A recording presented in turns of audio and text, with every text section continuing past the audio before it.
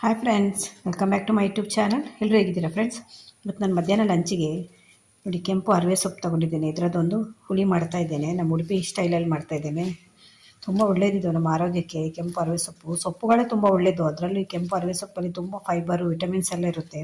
ಅದರಿಂದ ಇವತ್ತೊಂದು ಇದರದ್ದು ಹುಳಿ ಮಾಡೋಣ ಅಂತ ಇದು ಬೇಳೆ ಹಾಕಿ ಹುಳಿ ಮಾಡ್ತಾ ಇದ್ದೇನೆ. ಅದರಿಂದ ಒಂದು 2 ಇಡಿಯಷ್ಟು ಬೇಳೆ ನೆನೆಸಿ ಇಟ್ಕೊಂಡಿದ್ದೇನೆ. ನೆನೆಸಿ ಇಟ್ಕೊಳ್ಳೋದ್ರಿಂದ ಬೇಗ ಬೇಯುತ್ತೆ ಬೇಳೆ. ಮೊದಲು ಇದನ್ನೆಲ್ಲ ಕ್ಲೀನಾಗಿ ತೊಳ್ಕೊಳ್ಬೇಕಾಗುತ್ತೆ. 2ರಿಂದ 3 ಸಲ ತೊಳಿಬೇಕು. ಯಾಕೆಂದರೆ ಇದರಲ್ಲಿ ತುಂಬ ಮಣ್ಣೆಲ್ಲ ಇರುತ್ತೆ. ಅದರಿಂದ ಇದರದ್ದು ಬೇರಿದೆಯಲ್ಲ, ಇದರ ದಂಟೆಲ್ಲ ಇದೆಯಲ್ಲ, ಇದನ್ನು ಕೂಡ ಹಾಕಿ, ಇದನ್ನು ಬಿಸಾಡಬೇಡಿ. ಇದರಲ್ಲೇ ತುಂಬ ನಿಮಗೆ ವಿಟಮಿನ್ಸ್ ಇರುತ್ತೆ, ಫೈಬರ್ ಇರುತ್ತೆ.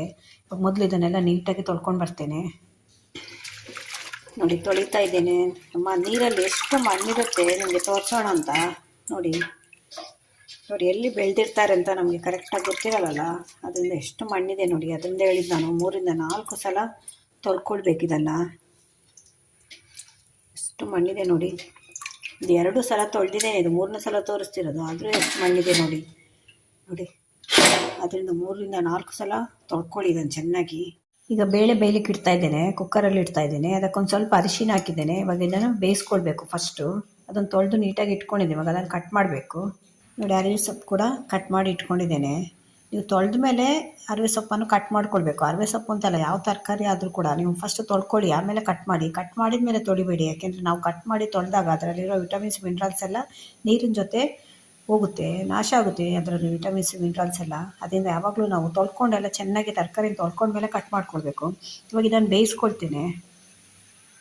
ಇದನ್ನು ನಾನು ಕುಕ್ಕರಲ್ಲಿ ಇಡದೆ ಡೈರೆಕ್ಟ್ ಬೇಯಿಸ್ಕೊಳ್ತೇನೆ. ಯಾಕೆಂದರೆ ಇದರಲ್ಲಿ ತುಂಬ ಕಡಿಮೆ ಸಮಯ ಸಾಕು ಇದು ಬೇಯಲಿಕ್ಕೆ. ಕುಕ್ಕರಲ್ಲಿ ಇಟ್ಟರೆ ಎಲ್ಲ ಒಟ್ಟಿಗೆ ಬೆಂದೋಗುತ್ತೆ. ತುಂಬ ಬೇಯಬಾರ್ದು. ಇದು ಸ್ವಲ್ಪ ಮೀಡಿಯಮ್ ಆಫ್ ಬಾಯ್ಲ್ ಅಂತ ಹೇಳ್ತಾರಲ್ಲ, ಹಾಗೆ ಆದರೆ ಸಾಕು. ಸೊಪ್ಪಲ್ಲ ಇದು, ಅದರಿಂದ ಒಂದು 5 ನಿಮಿಷದಲ್ಲಿ ಇದು ಬೆಂದೋಗುತ್ತೆ. ಅದರಿಂದ ಇದನ್ನು ಹಾಗೆ ಡೈರೆಕ್ಟಲ್ಲಿ ಬೇಯಿಸ್ಕೊಳ್ತಾ ಇದ್ದೀನಿ. ಇದಕ್ಕೆ ಸ್ವಲ್ಪ ನೀರು ಹಾಕಿದ್ರೆ ಸಾಕು ಬೇಯಲಿಕ್ಕೆ, ತುಂಬ ನೀರು ಕೂಡ ಬೇಡ. ನೋಡಿ, ಸೊಪ್ಪು ಬೆಂದಾಯಿತು. ಬೇಯಲಿಕ್ಕೆ ಇಟ್ಟಿದ್ದೆ ಅಲ್ಲ, ಒಂದು 5 ನಿಮಿಷದಲ್ಲಿ ಬೆಂದೋಗುತ್ತೆ. ಅದರ ಕಲರ್ ನೋಡಿ ತೋರಿಸ್ತೇನೆ. ನೋಡಿ ಹೇಗಿದೆ ಅದರ ನೀರು.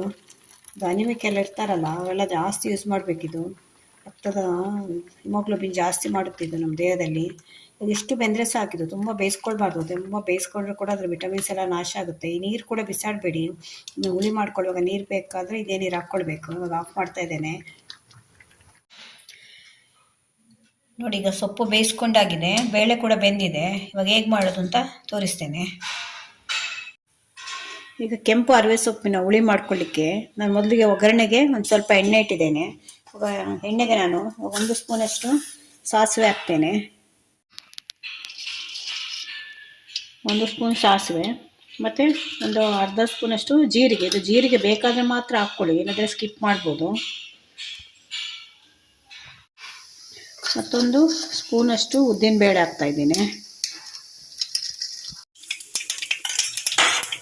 ಸ್ವಲ್ಪ ಸಾಸಿವೆ ಸೇರಿದ ಮೇಲೆ ಒಂದು ಕರಿಬೇವು ಮತ್ತು ಒಂದು ಕೆಂಪು ಮೆಣಸಿನ್ಕಾಯಿ ಹಾಕ್ತೇನೆ. ನೋಡಿ, ಸ್ವಲ್ಪ ಕರಿಬೇವು ಮತ್ತೊಂದು ಕೆಂಪು ಮೆಣಸಿನ್ಕಾಯಿ. ಇದಕ್ಕೊಂದು 2 ಹಸಿಮೆಣಸಿನ್ಕಾಯಿ ಹಾಕ್ತಾಯಿದ್ದೇನೆ. ಇವಾಗ ಒಗ್ಗರಣೆ ಆದಮೇಲೆ ನಾವು ಇದು ಬೇಯಿಸಿ ಇಟ್ಕೊಂಡಿದ್ದೇವಲ್ಲ ಸೊಪ್ಪು, ಇದನ್ನು ಕೂಡ ಹಾಕ್ತಾಯಿದ್ದೇನೆ. ಇದು ನೀರು ಚೆಲ್ಲಬೇಡಿ, ನೀರು ಸಮೇತ ಹಾಕ್ಕೊಳ್ಳಿ. ಯಾಕೆಂದರೆ ನಮಗೆ ಹುಳಿಗೆ ಮೇಲೆ ನೀರು ಹಾಕಬೇಕು ಅಂತಿಲ್ಲ, ಈ ನೀರೇ ಸಾಕಾಗುತ್ತೆ.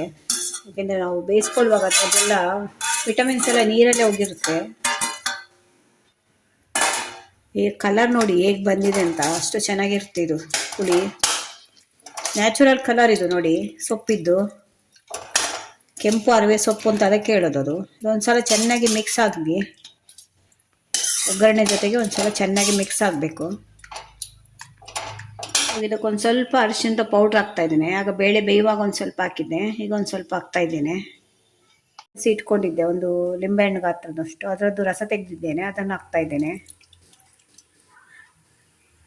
ಮತ್ತೊಂದು ಚಿಕ್ಕ ಪೀಸು ಬೆಲ್ಲ ಹಾಕ್ತೇನೆ. ನೀವು ಬೆಲ್ಲ ಬೇಡ ಅಂದರೆ ಸ್ಕಿಪ್ ಮಾಡ್ಕೊಳ್ಬೋದು, ಆದರೆ ಬೆಲ್ಲ ಹಾಕೋದ್ರಿಂದ ರುಚಿ ಚೆನ್ನಾಗಿ ಬರುತ್ತೆ. ಇವಾಗ ಇದು ಕುದಿ ಬರಬೇಕು. ಒಂದು ಸ್ವಲ್ಪ 2ರಿಂದ 3 ನಿಮಿಷ ಮುಚ್ಚಿಡ್ತೇನೆ. ಇದು ಚೆನ್ನಾಗಿ ಕುದಿ ಬರುವಾಗ ನಾವು ಬೇಳೆ ಬೇಯಿಸಿ ಇಟ್ಕೊಂಡಿದ್ದೇವಲ್ಲ ಅದನ್ನು ಹಾಕಬೇಕು. ಇವಾಗ ನೋಡಿ, ಇದು ಕುದಿ ಬರ್ತಾ ಇದೆ. ಇವಾಗ ಕುದಿ ಬರ್ತಾ ಇರುವಾಗ ನಾನು ಬೇಳೆ ಬೇಯಿಸಿ ಇಟ್ಕೊಂಡಿದ್ದೇನಲ್ಲ ಇದನ್ನು ಕೂಡ ಹಾಕ್ತಾ ಇದ್ದೇನೆ.